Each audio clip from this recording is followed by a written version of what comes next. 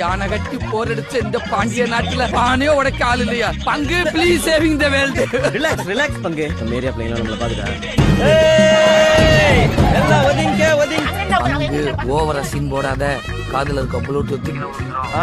Okay okay. Ready. Right வா. ஒரு step right வா. இப்ப நீ பானைக்கு நேரா கரெக்ட்டா அப்படியே தீமிதி கிடக்குற மாதிரி படக்கு ஓடி.